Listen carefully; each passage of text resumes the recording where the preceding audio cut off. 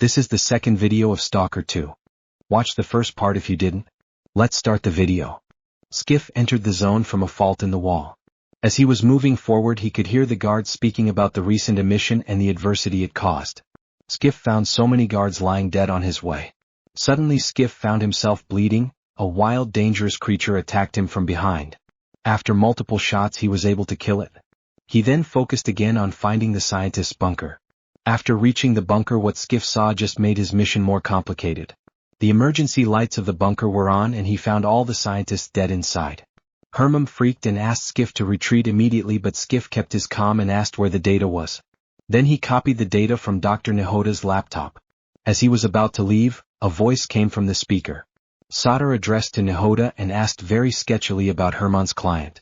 Skiff told him the situation, got the coordinates and went on his way. Herman then tells Skiff what to do over the radio. He had to go to the coordinates to find an anomaly, navigate it with a detector and plant the scanner to charge it. The artifact would shield him from the radiation.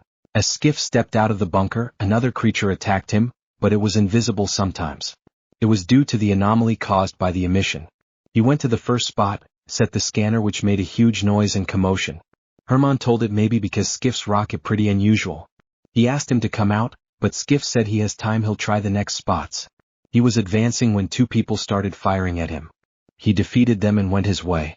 He went through marshland, grasses and a tunnel and finally found the second spot. He set the scanner there but it was just as before. He told Herman that Salda's coordinates might be a scam. Herman assured him so he went to check the final spot. Herman warned him that the place is swarming with soldiers and they would shut the place down, so he asked him to drop the scanner and come back.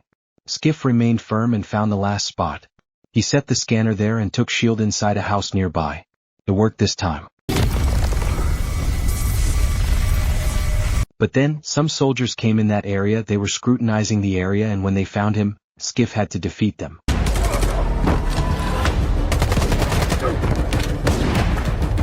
He took one of their smoke bombs and threw it and escaped. Just as then Herman was warning Skiff that S.T.A.L.K.E.R sold them out and they are now under danger. A man sneaked up an attack on him. Skiff fell on the ground.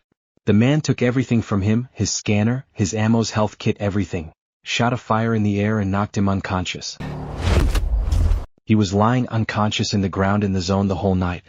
The next morning Skiff regained consciousness and woke up to a dog dangerously trying to chew off his leg. He tried to shoot but there were no bullets.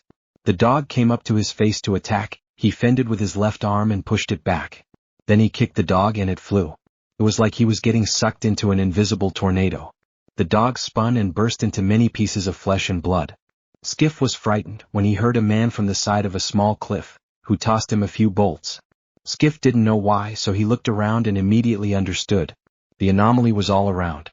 To get out of there safely he tossed the bolt into the anomaly, and while it was resetting he ran for his life. He ran and met the man who gave him the bolt.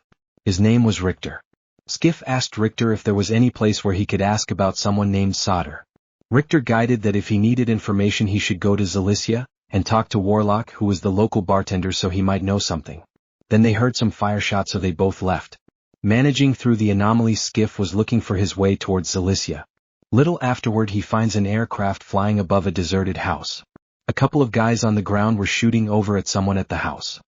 Skiff shot them and was searching them for ammunition and medkits when he heard someone call him from inside the house. The man said he didn't expect any help but since Skiff helped him he'd like to have a talk with him. Skiff went in, his guard on. He found the man. They had a small talk about how people in the zone walk past other people's troubles, that's what it does to people. Then he told Skiff a little about himself. Squint, Richter, Gloomy and he, Zork, were at the boiler's house together. They joined some group about which he was very hesitant so he didn't say the name. He also said that Squint and his right-hand man Richter took off, while Gloomy and he were ambushed by thugs. He was able to get out but Gloomy was captured. He left out details about how he managed to escape or about what they were doing. He just said that Gloomy would repay them if they rescued him. Zork consented to giving his stash to Skiff as he agreed to help him. He also said that anything extra left would be Skiff's but he had to have Gloomy's back.